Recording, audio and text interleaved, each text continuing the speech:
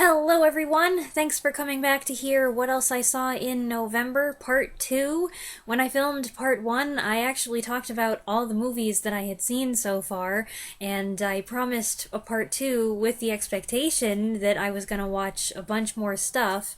But then, after I filmed that video and posted it, several days went by where I wasn't able to watch anything, and I was like, oh no, I'm gonna have nothing to talk about! But I did manage to watch a few films, and here they are. Movie number 1 is 1941's The Face Behind the Mask. Peter Lorre stars as a Hungarian immigrant whose face gets horribly burned in a fire. Desperate for money after a string of potential employers send him away in disgust, he turns to a life of crime. This was a very good, fast-paced movie. I could say it felt very, very familiar because it's basically a modern retelling of The Phantom of the Opera. Certain resemblances are glaring, but it's not a mirror image. For instance, there's no obsession, there's no stalking. If you want to see Lorre up to that kind of behavior, you've got to watch 1935's Mad Love, which is an excellent film. I reviewed that. I forgot that I'd reviewed that movie. I'll put a link to it in the description. This is not a horror film, though the mask he ends up wearing is creepy, and I'm pretty sure it is a full mask and not just heavy makeup, given the way it wrinkles when his facial muscles move, also the way the eyelids and lashes look. It's quite impressive. But while his appearance is unsettling or even disturbing, I mostly found the story to be overwhelmingly sad. It's a tragedy to watch this joyful young guy, so eager to establish himself in America, find his life utterly and irrevocably destroyed, and the way Lorre plays the role enhances the emotional poignancy that was already in the script. In someone else's hands, this might have been just a standard B-movie, but the part and the film are elevated by Lorre's sincerity and commitment. I also really enjoyed George E. Stone's sensitive performance as his friend Dinky, while Evelyn Keyes has a charming role as a girl Lorre encounters. Movie number 2 is a rewatch, and this is a re-review, or a re-re-re-review, if I've counted correctly. 1986's Aliens. In James Cameron's sequel to Alien, Sigourney Weaver returns as traumatized survivor Ellen Ripley, who reluctantly agrees to join a military mission headed to now colonized LV-426 to neutralize a potential xenomorph threat. I could just say, hey, I've done a solo review of this movie, just watch that instead, but I don't know, every time I watch this, I feel compelled to do a new review of it. I did just view both Alien and Aliens in October 2023, it was only 13 months ago, but my brother had rented a Blu-ray set of the series, and while I'm not inclined to watch Alien over and over, I don't want the scares to lose their effectiveness. Aliens is apparently a different story. Somewhere along the way, this one has officially become a favorite movie.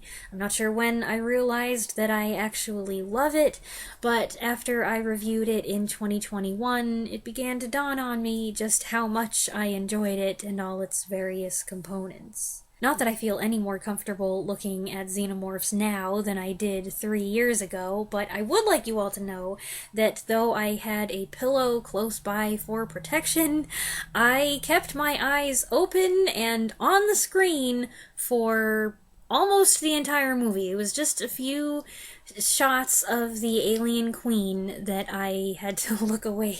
And I kind of was like, but I think this was a record for me. We're making progress. I think it's a great sci-fi action movie. The visuals and the tech and stuff blowing up are all really well done. It's very thrilling.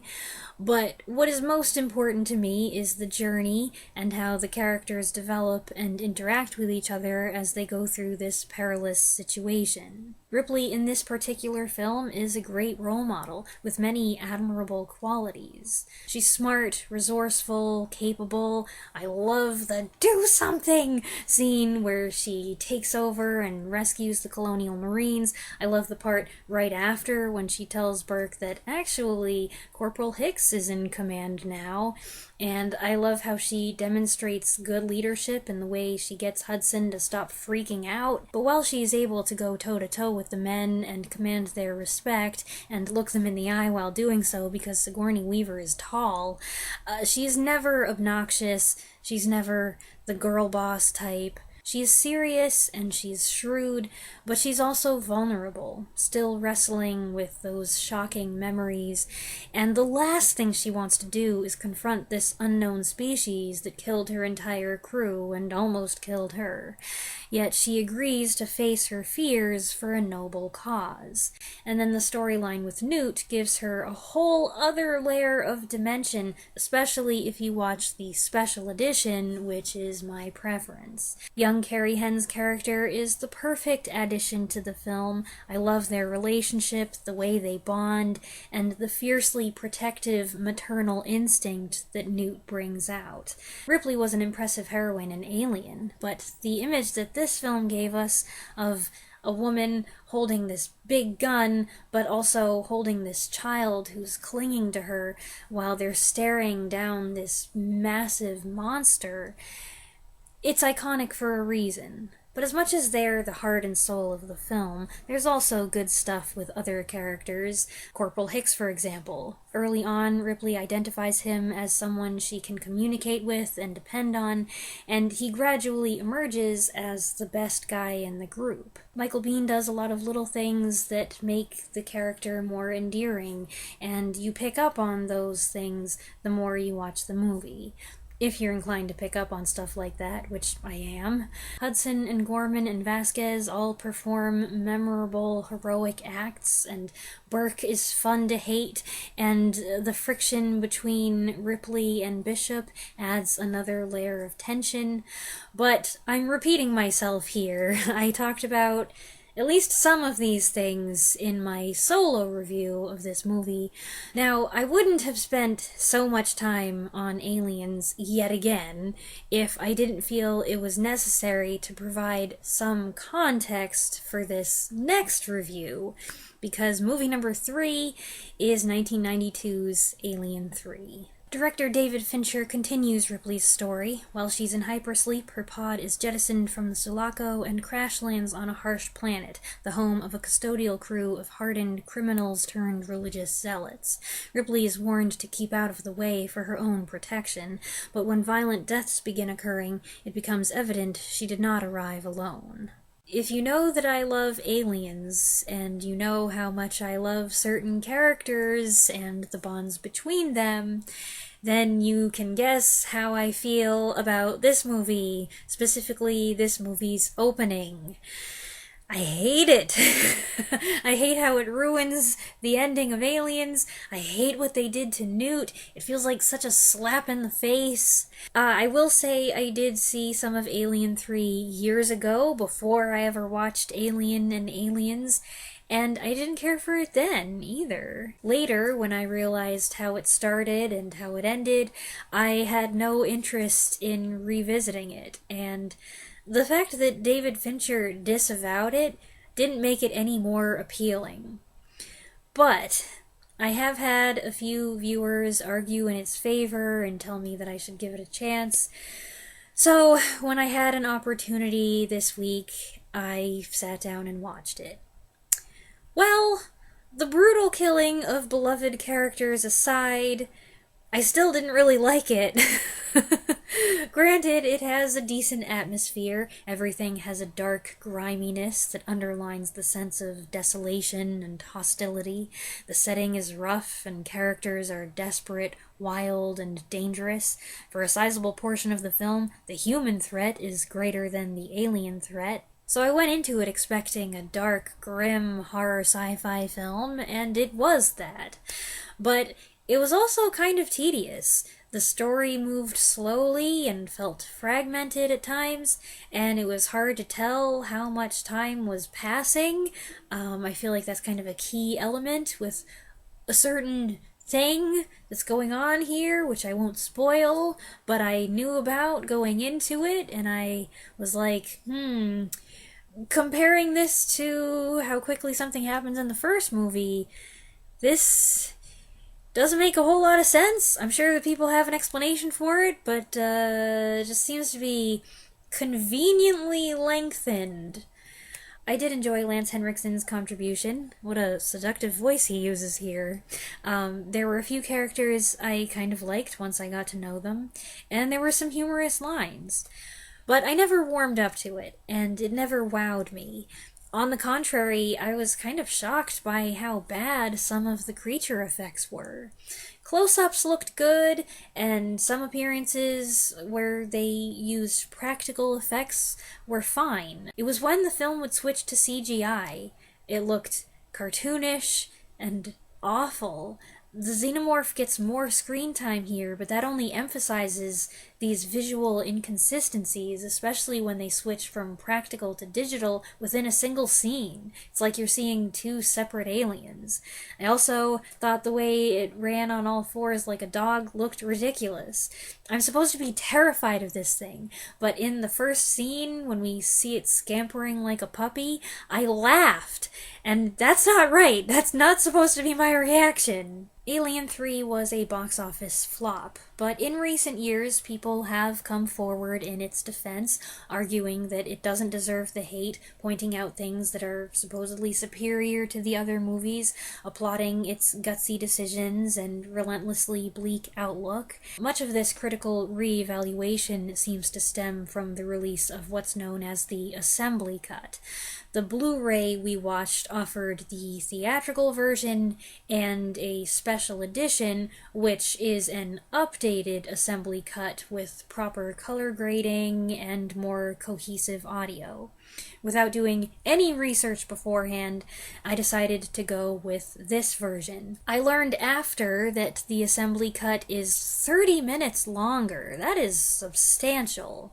It has a slower pace and makes lots of changes. Special effects were added, audio was improved. The religious material is more prominent. There's a whole little subplot that was restored. The host animal is changed from a dog to an ox, and the original ending, which was changed for fear it would be too similar to the end of Terminator 2, was restored. This cut is supposed to be the best version, fixing some of the issues that plagued this troubled production. But I still didn't really like the movie, even with all those improvements. I don't think it's horrendous. The acting is fine. Mom likes that Charles Dance plays a good guy. It's got some effective scares and gore. The story does have its merits. As a movie, it's really not that bad. But I didn't care for some of its ideas, and I don't like it as a sequel. The making of Alien 3 is an interesting story that's worth researching. Also interesting is the fact that up until fairly recently, there were plans to make a direct sequel to Aliens that ignored the events of subsequent films. Now, this could have been a mess, it could have been a huge disappointment, or it could have been awesome. We'll never know, because they waited too long, and they scrapped the idea. Sigourney Weaver has said that she's not coming back to the role. She's too old, wouldn't be believable. I don't know. I feel like, come on, just do it. Just do it for the fans. But it sounds like that ship has sailed. Now that's it for the movies I watched, but there are a couple other things I could mention. Throughout November, there were some live streams on YouTube that were streaming old Godzilla movies 24/7. Did any of you happen to catch those? I didn't get to watch any movie start to finish, but I caught a good chunk of Ghidorah the Three-Headed Monster and Godzilla vs. the Smog Monster, also about half of Godzilla vs. Gigan, and I saw the last few minutes of Son of Godzilla. And I must say, that ending is very moving. It's one of the most emotional climaxes of the Showa era. And if the whole movie had been like that ending, it would have been one of the good ones. I also watched the short Star Trek film that came out very recently, 765874 Unification. I didn't have much time for movies, but I did have 8 to 10 minutes to watch that, and I'm glad that I did. I really enjoyed it. It made me cry.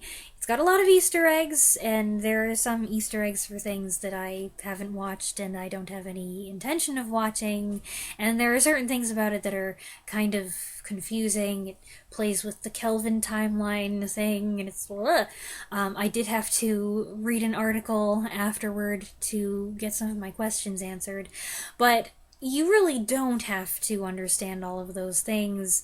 That is not the main point of it. And I would say if you're just partial to the original series and the original movies like I am, if you love Kirk and you love Spock, then you should give it a watch. I am not a fan of AI and some of the things they're doing these days, de-aging actors and using likenesses of dead actors, is both freaky and morally questionable, but I have to make an exception here. I think what they did was both well done and tasteful, and the result is a tremendously satisfying and touching moment that scratched an itch I didn't even know I had.